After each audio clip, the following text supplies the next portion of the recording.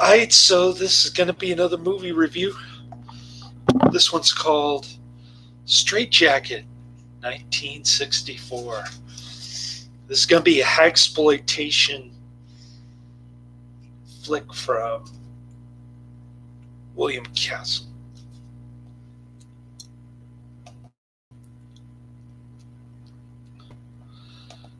I'm giving it 5 out of 5 stars. I love this flick. It's the only hagsploitation movie that I've ever seen. And I didn't even know about this genre until I started researching it. Joan Crawford had acted in a movie with Betty Davis a couple years earlier about crazy old hags. And then William Castle gave her this role. She started making all kinds of demands, like her husband was a Pepsi executive, and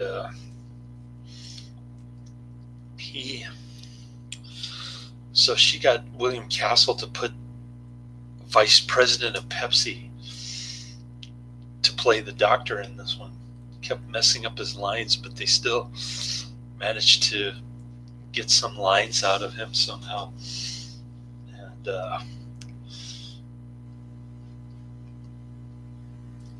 axe-wielding Joan Crawford in this one.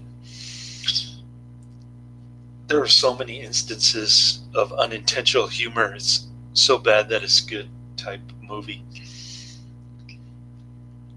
I can't even begin to list all of them, but I know there's a scene. The ending is incredible. There's a scene in the beginning where she's got a couple of lopped off heads in her bed. She starts screaming. That was pretty funny. And then she screamed when George Kennedy chopped off the head of a chicken off camera. And there's another scene where she's hitting on her daughter's boyfriend. She starts putting her fingers in her mouth, in his mouth, and she's strutting around all drunk like she would in real life. It's uncanny how life imitates art in this one. And she definitely was starting to go off the deep end. I don't know if you've seen Mommy Dearest, but if her adopted kid's memoir is true, then she's got issues with coat hangers. I actually saw the Faye Dunaway movie Mommy Dearest on the big screen in San Francisco with my first wife, and that was a cool flick. I think it was double bill with The Honeymooners. Another great flick. Anyways, those were the good old days. I don't even think that movie theater exists anymore here in San Francisco, but where do we see it? At the Roxy? I don't remember. Anyways, enough about the past. Let's talk about the movie. Okay, so Lee Majors' very first movie, he plays Joan Crawford's husband. He's cheating on Joan Crawford. Joan Crawford unexpectedly comes home to see them in bed together. Lee Majors and his hussy mistress. So they So she just grabs an axe and chops off both their heads in front of her daughter, who's played by Diane Baker, who was also in Mirage, 1965. So I've seen 2 Diane Baker movies within 1 year of each other. This one and Mirage. So Diane Baker plays the grown-up version of Joan Crawford's daughter. 20 years later, Joan Crawford comes out of the insane asylum. She starts hearing voices and seeing severed heads and axes and stuff.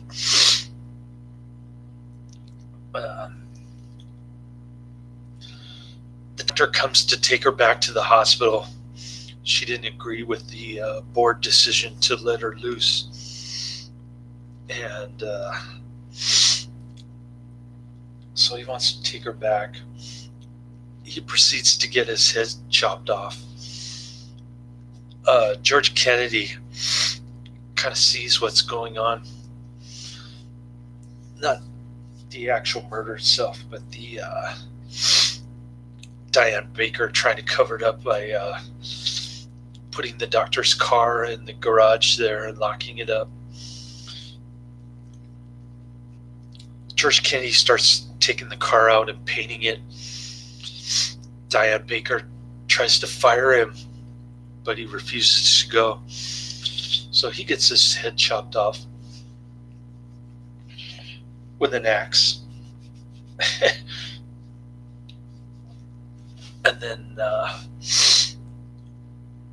Diane Baker wants to marry her boyfriend, but the parents are unwilling to accept her because she works on a farm, lots of pigs and chicken. That's another unintentional humor. You hear chickens gobbling in the background.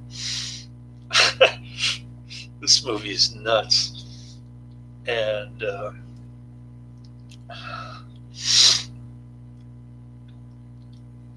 so they invite the family over for dinner. Leif Erickson is the uncle, is taking care of Diane Baker for the last 20 years. He owns a farm, and Joan Crawford moves in. So the entire family goes there in this jalopy car to this big estate. This dairy tycoon lives along with Diane Baker's boyfriend. They go there for dinner, and Joan Crawford spills coffee on herself. She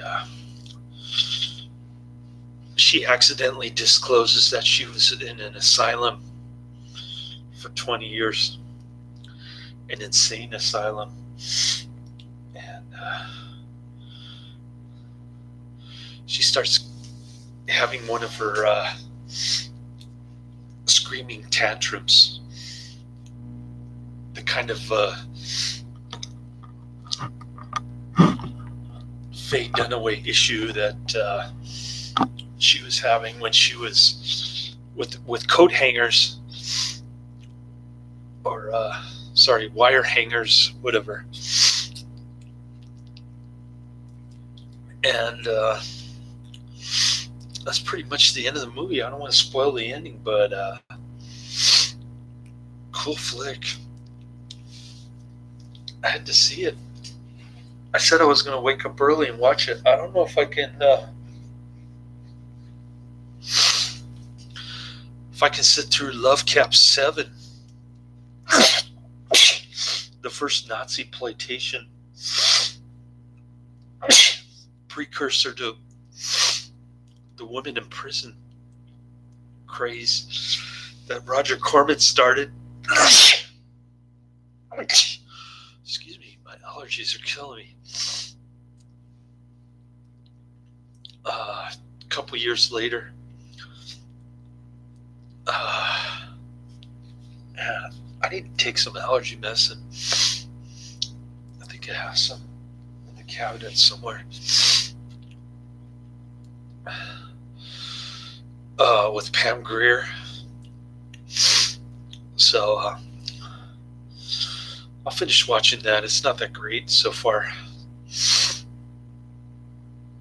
But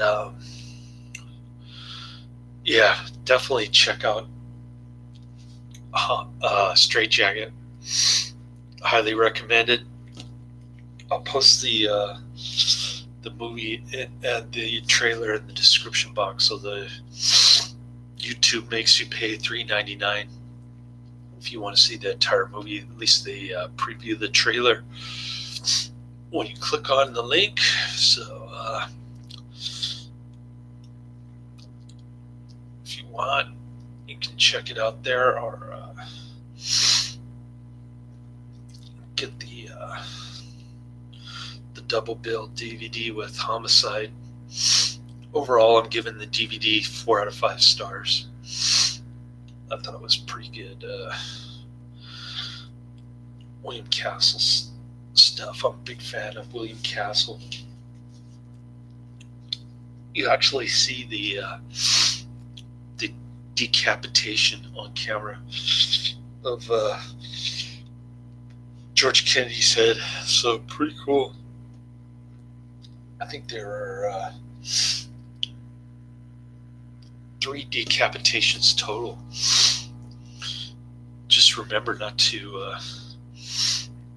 bend over and look down when you're in Joan Crawford's family. Pretty cool stuff. Anyways, that's the end of my review. Laters.